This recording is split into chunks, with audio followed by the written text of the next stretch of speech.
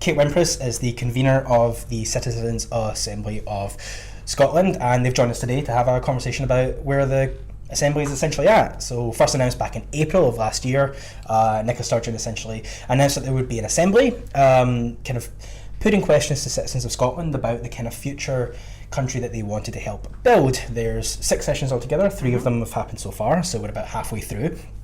And it's got over 100 Scots involved from all different backgrounds and locations around the country. So the Assembly itself is seeking to answer 3 main questions, namely what kind of country should Scotland be, how can Scotland face the challenges of the 21st century, and what steps should be taken to make sure we can all make informed choices about that future.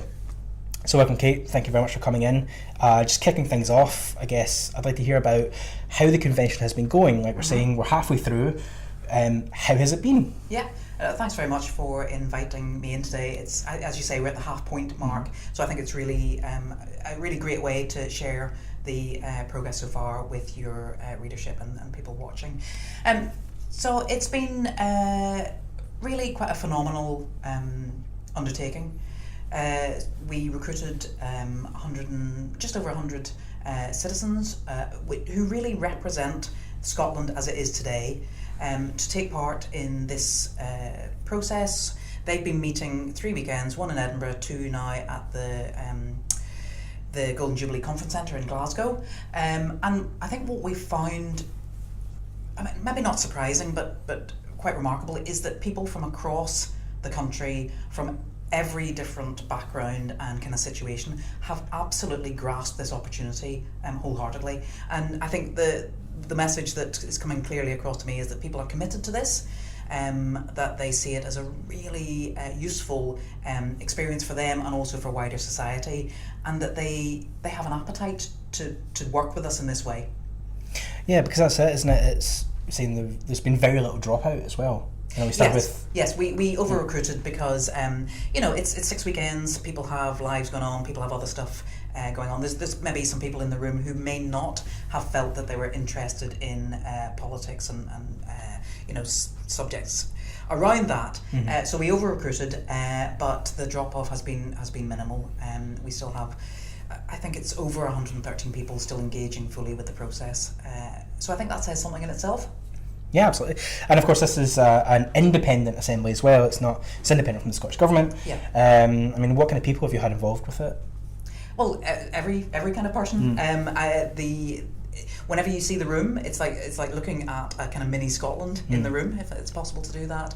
So we have been very careful to match the Citizen Assembly members with the makeup of Scotland as it is today. So we're looking at regions, we're looking at age, we're looking at educational attainment, we're looking at voting intention, and also a split of gender as well. Excellent. And so just to kind of reiterate as well, if you are watching and you do want to leave us a question, please do write it down into the comments below. We will be taking your questions throughout this session. So if you've got any burning questions about what the Citizen Assembly has been up to, and I'm sure you do, let us know. Speaking of what the Citizens Assembly has been up to, I guess, can you run us through the process? We're halfway through. How has each section changed and progressed from the very first one? Yes. Well, so as you know, the remit was given to us by government. And the first question in that was, what kind of Scotland do we want to build? Now, whenever we brought the citizens together for the first weekend, I think there was a lot of interest but uncertainty about, how are we going to manage this? What's going to happen? So we really focused in on that first question. Started off with individual aspirations about what kind of Scotland each Citizen Assembly member would want to build, and then through a process of deliberation. I mean, I think this is the key to it. The Assembly members spend quite a lot of time receiving evidence, thinking about a topic, and then deliberating together. So you've got everybody's lived experience coming into the mix. Through a series of deliberative sessions, they came up with 22 statements that broadly covered the commonality in the room. And then we looked at the ones that were of most pressing to the largest number of Assembly members. And so we're looking at things like sustainability, we're looking at inequalities across the country, and how we care for our citizens. So those are the things that really come to the fore. Yeah, and obviously one of the kind of big topics at the moment in terms of discussion is the climate crisis and everything else. I mean, is that something that's been touched on? Yes, it is. It is. As I said, sustainability was one of the key topics that the Assembly wanted to consider and reflect upon and deliberate upon. So they framed their question in how do we become a sustainable country and balance society, environment and economics. So the last weekend we had, the third weekend just passed, we were looking at sustainability in its in a myriad of ways, and so obviously climate change and issues that are coming to the fore in the media and within society were discussed at length. Then we had fantastic input from Dr. Andy Kerr, Professor Andy Kerr, Dr. Catherine Trebek, and also Sandy Begbie from the kind of economic angle. So they were able to give us clear and concise information on the kind of the issues that the Assembly members are wanting to consider. And in terms of considering that, has any solutions began to become forthcoming? Well, the Assembly members then looked at actions that they would want to take, given the information that had come in and the deliberations that they had kind of taken the time to work with. So I'm just looking at, they brought together 14 actions that they wanted to consider in more depth and move on from. So they're looking at investing and harnessing Scotland's renewable energy potential, looking at changing the economic balance by changing the tax system, and to build on Scotland's national performance framework by further investing in sustainable development, science and technology in Scotland, in Scottish manufacturing. So you can see that the Assembly members are looking at some very serious issues, very weighty topics, gathering in information from experts, aligning that with their own lived experience. And then the joy of it is that they get the chance to kind of reflect with each other about what that could mean for the country as it moves forward. Great. Okay, so just let's start bringing in some some questions from yourselves, the viewers. Gordon Daly has asked, what kind of figures did you use to determine the split of, I guess, how did you make up the Assembly itself? Okay, well, on the website, we've got an Assembly website, and we've got a framework there that shows the breakdown of country in terms of kind of national statistics. So there's quite a lot of detail on the website, and we use that as the framework for how to recruit. Okay, great. So that was as well as taking into account people's political alignment. Yeah. There was we looked at a suite of, I think it was 24. I mean, I'm not quite sure of the number, but about 24 opinion polls that had been taken over a period of a year prior to August 19, and balanced out the makeup from that. Of course, because I mean, one of the things that's really important about the makeup of the Assembly is that not only are the participants themselves from all parties and positions, is that the people attending and speaking at them are also cross-party. Yes. I mean, it's independent from government. It's independent from any particular political stance. Now, we want to be cross-party, and we want to bring in information from across the whole idea is that you get information from a range of sources, and then it's the lived experience of the Assembly members deliberating on that information to kind of plot a way forwards.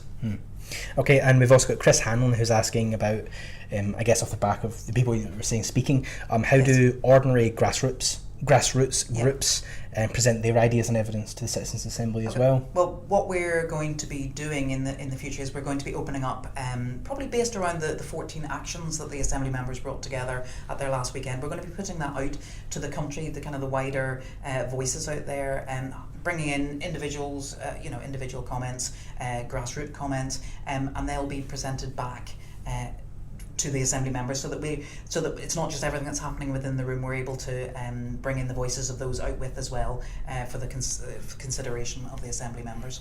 Okay, so there is a mechanism for people who aren't directly involved in the Assembly to have their voice heard as part of this too. Well, we'll be working on that as we go forwards from this weekend. But yeah, we're hoping that it'll be useful, I think, for the Assembly members to know what the wider country is thinking about their deliberations, and being able to bring that back into the room would be really useful. Okay, great, thank you. I hope that answers your question, Chris. So, obviously, I imagine the readers of the National themselves would be quite interested in whether or not the topic of independence has come up. And I know that the Assembly's goal is not to discuss just independence, but broader ideas as well. But obviously the Constitution is part of that. I mean, has there been much discussion around independence? Should Scotland be in support of it, against it, anything like that? Well, I mean, as I said, we've got people from across every political kind of thinking in the room, and the remit was, what kind of country do we want to build? So that's been our core consideration for now. And you know, there'll be constitutional implications once the shape of the country that we want to build is formulated, and then we start looking through the implications of how we get to that country. So no, independence isn't in the room because we're moving up. We need to make sure that we're building consensus around the country we want to build. So it's shaping that country first. Then it's kind of looking at the telescope the other way around, if that makes sense. So we're shaping the country we want to build first, then moving through that and saying, well, where are the challenges? Where do the challenges lie in that? What information do people need to be able to make decisions around the challenges? And then moving then to look at the constitutional implications of that. So it's kind of it's kind of starting at the other end of the question, if that makes sense. Yeah, no, absolutely, that makes sense. Chris Hannon's actually come back in with another question to ask how much taxpayers have featured in discussions here. They have started to come into the conversations within the. I touched on one earlier on within the action areas that the Assembly members wanted to focus on, change the economic balance by changing the tax system, and then. In that list again, one of them states the government needs to raise monies to meet opportunities of a sustainable country. So obviously tax implications are in there. In a way, the Assembly is about working out where the challenges lie and working out what information we need to make coherent decisions around those challenges. So I don't think we're going to be able to it's not about off-the-peg solutions. We're not going to say, if only we did X, then Y would happen. But it's about, if this is the kind of country we want to build, is there, tax implications are going to be within that. What does the citizenship need to know to make that further decision? It's about one of the things that came up at the weekend quite a bit was enabling citizens and the country to take a long-term view of where we want to get to, and not have to be tied into kind of short-term decision making. And speaking, of course, of actually the country that people want to build, what would you say are some of the ideas or topics that have really grasped people's imagination? Well, I think this whole idea of being sustainable, of being a country where those who have, that we look after those who are in most need, and also there's quite a great deal about the natural resources of the country as well, in terms of its, there's quite a lot of joy about the beauty of the country. But also about sustainability in terms of how do we use the natural resources to enable us to become more sustainable country. Okay, interesting. I mean, and whatever the Assembly does decide on, how does this all come together at the end? Okay, so we've got 3 more weekends to work through, and we will be thinking about the implications of the statements that the Assembly members are making.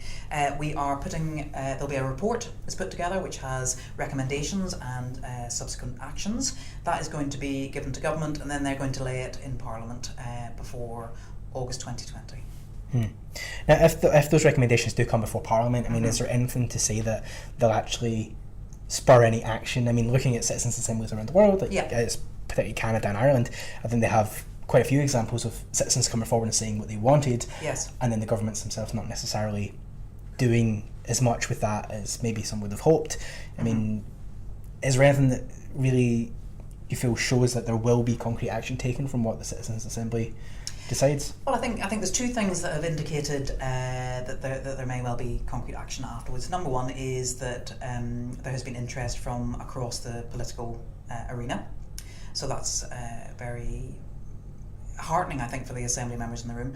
And also, there's a growing interest that these are the citizens of Scotland, and that their voice has not been heard in this way before. So this is quite an innovation. It's an innovative democratic tool. And also it's a bit of a Scotland's kind of leading on this in certain respects. We've taken international best practice, but we've crafted it to suit the context we're in at the moment. And I think those 2 things aligned mean that I would hope that it lands really well. So I guess in what ways is the Scottish way of approaching this different from other countries? in what ways is the Assembly different from Yeah. other? Yeah. I think the most interesting thing is that we haven't had a kind of a defined question. Mostly there's been a very clear question at the outset, and the citizens kind of chew over the implications of ways you could approach that question. We've kind of taken 2 steps back and allowed the Assembly members, or enabled the Assembly members, to set the agenda themselves. So in a way, it's almost... There is a slight criticism in some quarters that citizens' assemblies can be used to rubber stamp something that the political classes want to see happen anyway. We've taken the approach and keeping it open. The assembly members themselves have really set the agenda, and that is very refreshing. Great. Another question in terms of like participation that's come in is from Kathy Grout, who was asking about the role EU citizens have played, if any, in the Assembly. The role of EU citizens, like have EU they been represented? So anybody, so the recruitment was anybody who was living in Scotland who was able to vote in the forthcoming Scottish elections. So that would include EU citizens who were living in Scotland. Okay, great. And will there be future assemblies as well, do you think, off the back of this? I mean, you're saying the halfway point, it seems like it's good engagement, point. You know. I think we're learning as we go along. Now, you will know that Climate Change Citizens Assembly has been announced, and that will be happening now. Happily, some of the kind of coordinators of that were able to join us last weekend, so we're hoping there'll be a lot of learning that will happen during our assembly and will be passed on to the Climate Change Assembly. I think, overall, this is a really interesting investment in democracy. I mean, you'll know yourself, democracy doesn't happen by accident. So we would hope that learning that comes from our Citizens Assembly will move forward. Perhaps, I'm not quite sure how yet, but it seems like it's a very useful tool in the kind of toolkit for engagement and hearing those voices that are less heard. So whether there is a kind of a suite of assemblies, I'm not quite sure, or whether there is a kind of mechanism to ensure citizens' voice within the political arena, I think it remains to be seen. Interesting. So what is it you've got here? Yeah. Again? Well, this is the 14 kind of actions that the Citizens Assembly members drew together based on that sustainability balance of environment, economics and social. They spent the weekend kind of crafting these 14 statements that they felt best covered the concerns they had and the areas that they would want to gather more information in. So just really quickly, that was this weekend, just there, was the most recent assembly, and the previous 2 were kind of sorting out the scope and working up to this point. Yes. I mean, the first one was really sorting out the scope. The second one was getting to task with the first question: what kind of country do we want to build? Sustainability was central to that, and then this weekend was looking at balancing economic, environment, and social sustainability, and working out the areas that are of most concern to the Assembly members, and where information needs to be, where do those trade-offs and hard choices need to be made to enable us to get to where we want to be. Okay. And that's what this is. Yeah, and these will be, we do a report from each weekend. If anybody's interested, we've got all the live streams from the weekend, so you can see the discussions and debates that are happening. They're actually really interesting set of information that I think citizens generally will be interested in. And we also have a report from each weekend which covers the kind of process and what we've done, who the inputs and the outputs, and these 14 statements will be in that report. So you can give me an idea of what's been covered so far in these statements? Yeah, again, it's kind of very much about equalities. So number one, we want to help build an equal society where workers have fair work and pay conditions and a tax system that taxes wealth more fairly. Going down to build an energy efficient country. And number 12, building Scotland's... Oh, sorry, I've already read you that one. I won't do that again. Number 9, create positive destinations for all of our young people. So I think there's, it really is about how the country looks after the totality of its citizenship. And speaking of which, I mean, have you found that there's been a degree of conflict in the room? Maybe that's too strong a word, but around these ideas, or do you think broadly across class background, whatever else, people are generally in the same kind of place? Well, I think this is the kind of the pivotal point for a Citizens Assembly, is that you've got the space to have a deliberation about these items. So we are bringing in people who may be coming at all of these statements from very different backgrounds, but because you get input, you have the chance to discuss and debate it, you get to hear other points of view, and then you come to it's not a consensus, but it's an agreement that these are the most important things that people want to talk about. I think somebody described it to me before is that everybody signs up to the process and that they agree the process is fair. Not everybody will agree that this is the outcome they wanted to see, but they agree that we've journeyed there together fairly. Okay, I have just got another question come in from Lorraine Pontello, who wants to know if they can still view the footage from previous assemblies. Yes, it's all live on the website, and I think you can get it on the Facebook page as well. I think that's one of the key things was accessibility, and we want to make sure that everybody who isn't in the room with us during the time has the chance to kind of get the real feel for what's happening, because it really is quite unique. Yeah, it is. It's a really interesting idea, and it's really interesting to see how it's going to come out. Yeah. But speaking of how it's going to come out, the other day Gordon Brown announced that he was going to start his own independent Citizens Assembly. I mean, do you think that's going to add anything more to what you're looking at, or is it maybe a little bit unnecessary? I think it's really interesting that there seems to be a driving desire now to involve everyday people like me, people who are kind of working across the country in discussions about how we move forwards together. So our assembly has really looked at international best practice. We've tried to ensure that it's incredibly well resourced. As I said, it's a kind of an investment in democracy. So my focus is pretty much on making sure that it's the best it can be.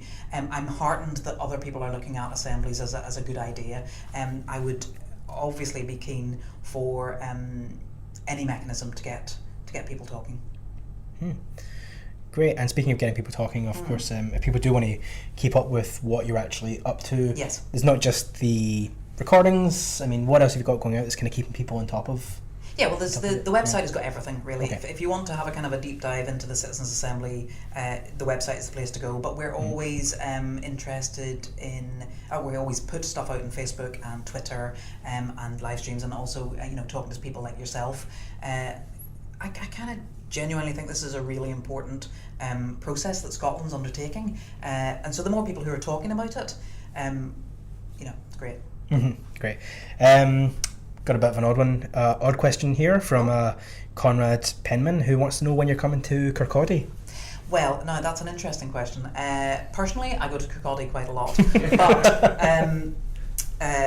but there was a decision made, and quite a sensible decision, that it takes 115 people. It's quite a lot of people to kind of orientate into a new space, and it takes quite a lot of time if you're going to a new space, because we had thought about kind of travelling around the regions, as it were.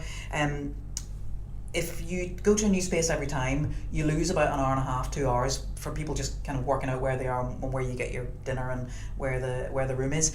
So we've decided to keep ourselves to the Golden Jubilee Conference Centre in Clydebank, because it buys us more time to actually get into the important discussions. So unfortunately this time around, no. However, Kirkcaldy, I spent Boxing Day actually in Kirkcaldy. All right. But not under the auspices of the Citizens Assembly. Not yet. No. Yeah, and obviously online as well on the website you have a lot of comments from people actually taking part in the assembly as well. I guess how are they finding it? Yeah, well, I have to say hats off to the good people of Scotland. They have absolutely bought into this process. And commentators during the week were just talking about the level of their discussions and debate and deliberations, and also the just the sheer enthusiasm in the room. I now feel that I've got 115 new friends in a way, which is great. And they're kind of, we were talking about this on the way over actually. The assembly members are starting to support each other through the process and through their deliberations, and so you're finding that people who are very different people are kind of making connections and able to see things from kind of slightly different points of view. It's really very heartening. Excellent. What's next? I mean, there's 3 more assemblies. you've got your kind of 14 points that people want to focus on. Yeah. What do the next 3 assemblies hold? Okay, so we're going to be picking up on some of these things and picking up on some of the broader themes that were brought together, as in kind of equalities and how we, where are the challenges, where are the hard trade-offs coming to build this society we want to see. But I think what happens next is, not to be too... I don't want to be too grandiose about this, but I think the Citizens Assembly is going to change the way we do politics in Scotland. It's about, I think one of the key things has been building trust between the Assembly members, but also building that trust between the kind of the political voice and the voice of the citizen. So I hope whatever happens in the future that there's a trust has built up between all of us who, I think, we can all agree we're all endeavouring to build a better country for ourselves and for future generations, and I hope that the Assembly will be a kind of a building block in that. Interesting, we've actually got a comment, I think, from someone who's taken part in the Citizens Assembly, right. Who's just saying, Jamie Donaldson is just saying that there has been no political agenda and they're very proud to be part of the Assembly. Okay. So that's a nice ringing endorsement right there. Great, good. That wasn't, we didn't set that up. Wow. So you say. We did. I am totally independent. Great. Okay, so we've actually got another question from Jamie Donaldson, and he's asking, are you looking forward to the forming of the Citizens Assembly jamming session? Yes, very much so. Now, this is an interesting one. That is one of our Assembly members who is very supportive of the process. One of the questions that came to the fore at the end of the last weekend we met was, could everybody in the Assembly who is a musician please bring their instruments with them next time? We're going to have a free-form jam on the Saturday evening, which I think is just that's a totally kind of come-all-ye Scottish thing to do, so we're very much looking forward to it. That's fantastic. It's very much... I'll take my politics with the side of music. Yes, exactly. I'm going to bring my spoons. Okay, so I think we'll come into the last kind of question or so here. We've got one from Morris Hannah who's asking, do you feel that if Brexit has had any influence on the 14 actions you've outlined? Well, I think that kind of remains to be seen. We have the actions, and now we're going to kind of play them out and see where the challenges are, and constitutionally where we sit with them. So I think Brexit is going to have an impact on everything. So we'll play our actions out through the constitutional lens we've got at the moment. Great. So starting to wrap things up again, if you've got a question, get it in right now. Is there anything you feel that we haven't covered that is quite important about the assemblies, that people really should know about what's been happening, what's likely to come out of it? I think just to reiterate, and I've kind of said it before, is that I think when you give ordinary in inverted commas, ordinary people the chance to sit down and really talk through difficult issues, it's amazing what people will come up with. So my trust in people has been absolutely underlined and enhanced. And the other thing is that given the right context, everybody is political. That it's not that people are... I think some people are... given the context, everybody has got something to say about how our country is run, and that they genuinely are interested. Great. Well, thank you very much for coming in and having a chat with me today, Kate. And thank you very much to everyone as well who left us a wee comment. If you have been watching, you can also catch this on a podcast again if you want to share this with anyone. That'll be going up very shortly. Thank you so much. Thank you. And if you ever want to come back and maybe come and observe one of the assemblies, it may be a really interesting activity. I mean, it would definitely be interesting to have you back again as well. After the next assembly or when everything's finished, to kind of see, looking back, how the entire assembly process went. Yeah, and also I think some of the voices of the assembly members, they're the ones who are kind of driving this whole process, and they're key to it. Amazing. Well, thank you very much for coming in today. Thank you very much for tuning in, everyone, and we'll see you all again soon.